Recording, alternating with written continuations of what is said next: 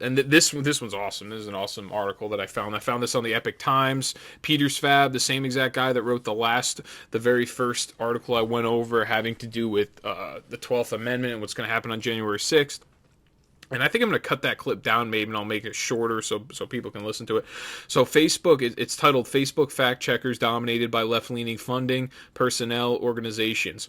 So the Media Research Center, a right-leaning media watchdog, identified 9 Facebook fact checkers relevant to American content.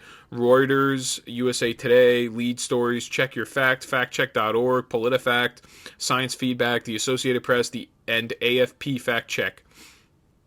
Only one of the organizations has a right-leaning background. The Daily Caller's Check Your Fact. So there's one out of, 9 is actually right-leaning. Now, Facebook didn't respond to a request for further information, such as its full list of fact-checkers and how much Facebook pays them for the service. Some of the fact-checkers have indicated that they are getting paid by Facebook. Now, posts flagged as false by partners not only get furnished with the warning label and a link to the fact check, but also throttled on the platform, meaning Facebook significantly reduces the number of people who see it. And I explained this before. When it gets flagged, and also on top of that, it gets the little disclaimer. Now it's throttled, as in it reduces the amount of people that can see it. It's suppressed.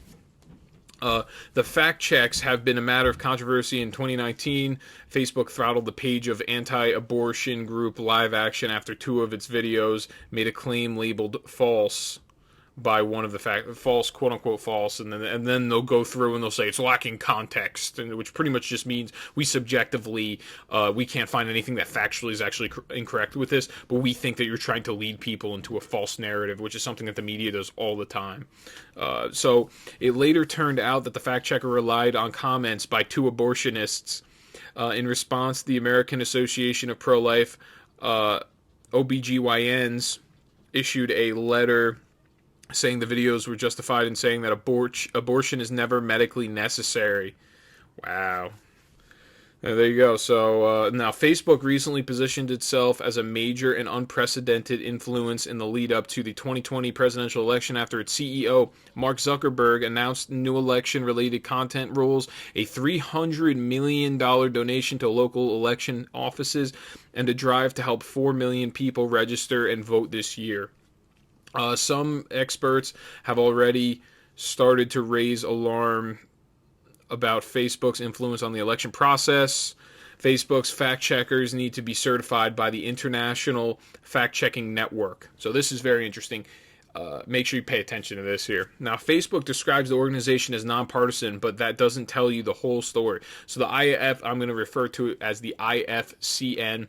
That is the International Fact Checking Network. The International Fact Checking Network was set up by Poynter, a journalism nonprofit. So Poynter, it's called. That's the journalism nonprofit that set up the IFCN. And in 2019 was almost entirely funded by eBay founder Pierre Omidyar, a major Democrat donor, as well as Google, and guess who else? Progressive billionaire George Soros. They're the ones that funded that nonprofit Poynter, and then Poynter. And this is all I've explained this before. This is like using Poynter as a proxy to create the IFCN, the fact checking network. So Facebook is also listed as one of the previous donors. So Facebook also paid into it. So that's why I say when third party, it's not really third party fact checkers. It's all the same people. They're all of the liberal bias. Now, who gets certified and who doesn't is decided by the IFCN's 7-member advisory board made up of representatives of fact checking organizations, one from Africa, one from Bosnia and Herzegovina, one from Spain, one from India, one from Latin America, and 2 from the United States. So out of all these people, you have only 2 of them are from the United States.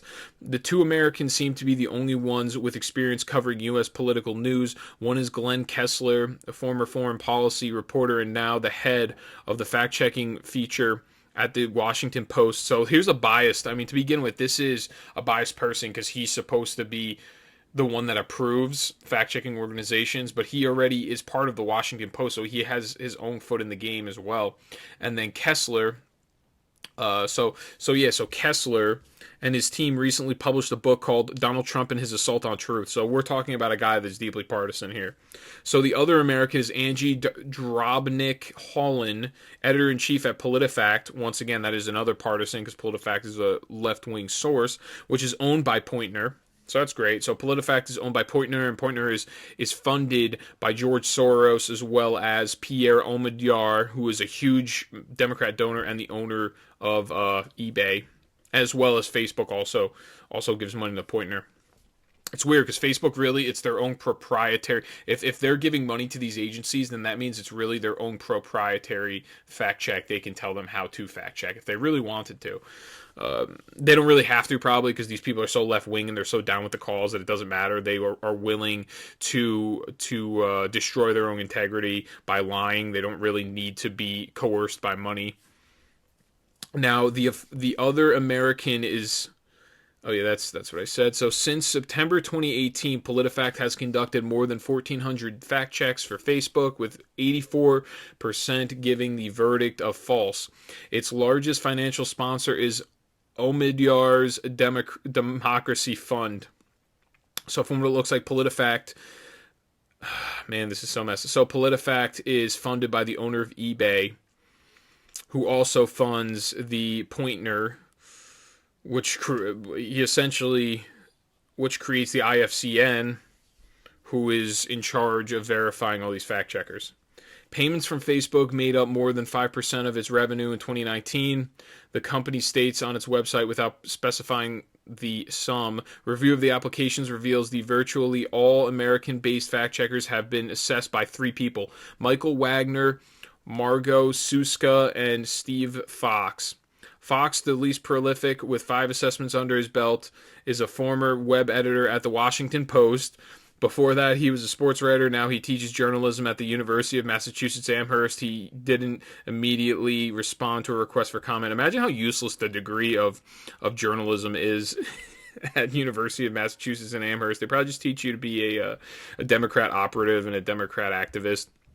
So Suska, a assistant professor of communications at American University, has done 14 assessments, including the AP, the Washington Post, and Lead Stories. Lead Stories was started in 2015 by Belgian tech whiz Martin Schneck, CNN veteran Alan Duke, and 2 lawyers from Florida and Colorado. It listed operating expenses of less than $50,000 in 2017, but had expanded 7-fold by 2019, largely thanks to the more than $460,000 Facebook paid it in fact-checking services in 2018 and 2019. The company took on more than a dozen staffers, about half of them CNN and alumni. So Lead Stories is essentially CNN in fact-check mode. So in January, Lead Stories wrote some 150 Facebook fact checks, almost 3 times the output of other fact checkers, reported the MRC, which is the Media Research.